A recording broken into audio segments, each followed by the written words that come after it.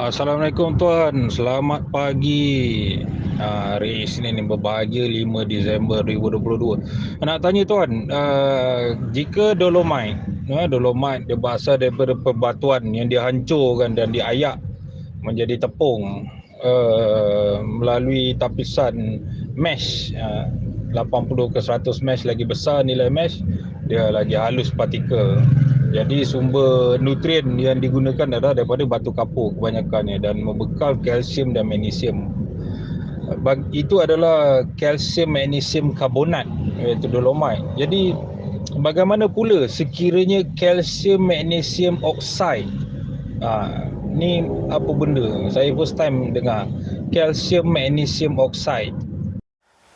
Salam Planter Indonesia, Assalamualaikum warahmatullahi wabarakatuh. Di malam hari yang berbahagia ini, izinkan The Brondol menjawab pertanyaan dari sahabat The Brondol yang berasal dari Malaysia, yang bingung sebenarnya memahami arti kandungan unsur hara di dalam pupuk itu sendiri. Pertanyaan simpel sebenarnya, Pak Pendi, bahwa di dalam kalau kita dengarkan beliau mengatakan bahwa di dalam dolomit itu kan ada kalsium, magnesium, karbonat, tapi kok kandungannya kok CaO dan MgO, kalsium oksida atau magnesium oksida. Bahwa di dalam rumus kimia dolomit sendiri adalah kalsium, magnesium, karbonat, CaMgCO3 dua kali. Sehingga bahwa di dalam kandungan dolomit ini yang harus kita pahami ada beberapa hal. Yang pertama, bahwa dolomit ini adalah merupakan batuan alam. Tanpa proses apapun, batuan alam digali dan dimasukkan ke dalam pabrik untuk dihancurkan. Sehingga ketika dihancurkan kemudian diayak, ada satuan khususnya, yaitu adalah mesh. Maka kalau Anda semuanya, Bapak Ibu semuanya yang menggunakan dolomit, yang bagus yang mana, yang lebih halus sebenarnya. Namun SNI mengatakan yang penting lebih daripada 80 mesh. Artinya memang benar-benar halus. Jika memang ada bongkahan, maka ya wajib kita komplain. Karena bahwa SNI dari dolomit adalah harus lolos dari 80 mesh. Lah, dari dolomit CaMgCO3 ini kok ada CaO dan MgO, Pak Pendi, Pak? Bahwa ketika pupuk itu bisa diserap oleh tanaman sendiri, maka dia akan pecah. Di dalam labeling pupuk, maka harus mengandung unsur hara yang terkandung di dalamnya. Ketika kita ngomongin nitrogen misalnya nih, kita contohkan dulu sebelum kita bahas dolomit. Urea itu adalah CONH2 dua kali. Ini urea. Nah, kenapa kandungannya sama dengan 46% nitrogen tok? Kalau yang KCl ada K2O, kemudian P2O5 untuk ini. Karena pada dasarnya yang untuk mencapai kestabilan di alam, maka dia harus unsur hara yang tidak stabil, dia harus bereaksi dengan oksigen untuk bisa mencapai angka kestabilannya. Sehingga untuk kalium, kalsium, magnesium, fosfor itu semuanya akan berada pada ikatan oksida, yaitu adalah CaO, MgO, P2O5 atau K2O. Kecuali nitrogen, karena nitrogen sendiri, bahwa udara kita itu mengandung 79% nitrogen. Itu kalau kita kembali lagi ke dalam ilmu pengetahuan alam di zaman SD kita, udara kita mengandung apa?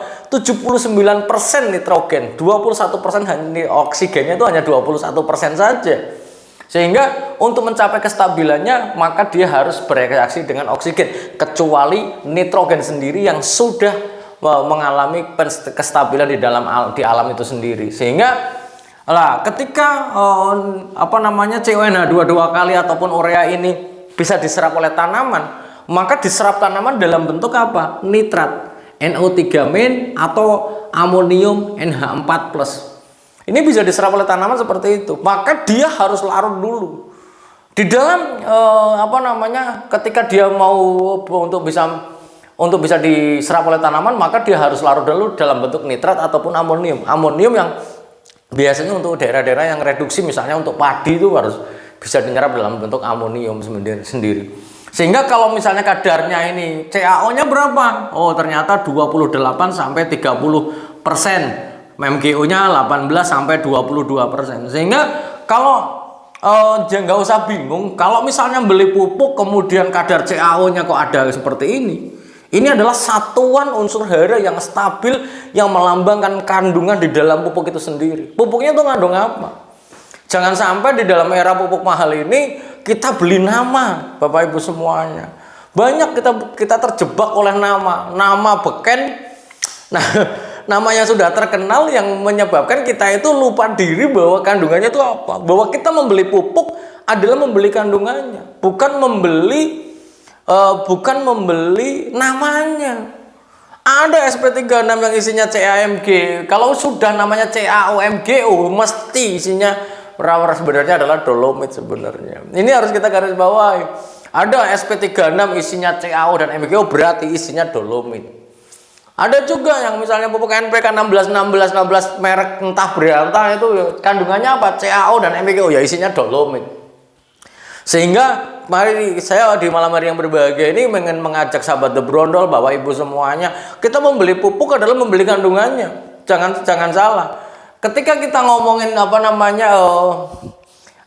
urea sendiri, kita membeli 46%. Sehingga kalau misalnya biar untuk bisa menjadikan nitrat dan amonium itu dengan jumlah yang lebih banyak untuk bisa diserap tanaman.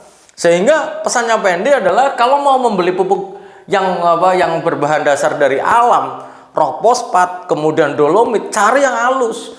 Cari yang halus. Kemudian di dalam KCL juga nih, ada K2O. Nah, ini yang karena bisa kita bikinin vlog khusus adalah ada juga KCL atau MOP. Ini kadarnya adalah 60% K2O. Lah bagaimana dengan KCL tambang Pak Pendi yang 90% K2O? Saya kira sih bisa kita gunakan saja, mungkin dosisnya yang harus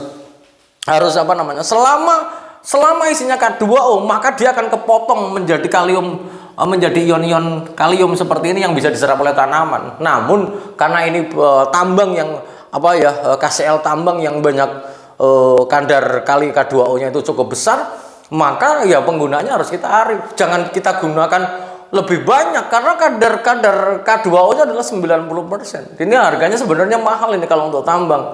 Sementara kalau di kita KCL atau MOP ya harganya cukup lumayan besar, tapi nggak tinggi-tinggi ya tinggi sih hari ini. Saya kalau ngomong nggak tinggi nanti pada marah, tetap tinggi harganya.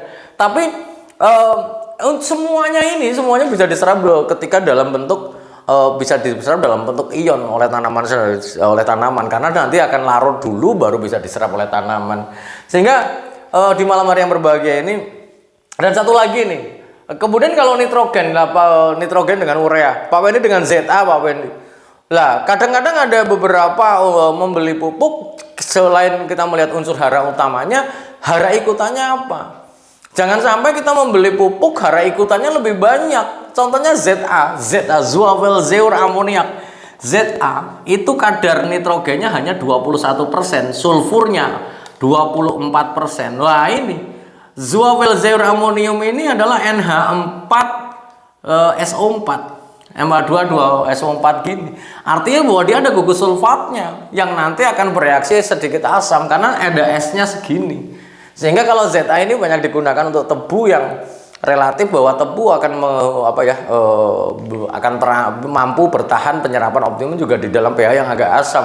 Nanas, kalau memang Bapak Ibu semuanya punya lahan nanas ataupun tumpang sari nanas, mau dari sawit nanas ya pakai ZA jauh lebih baik.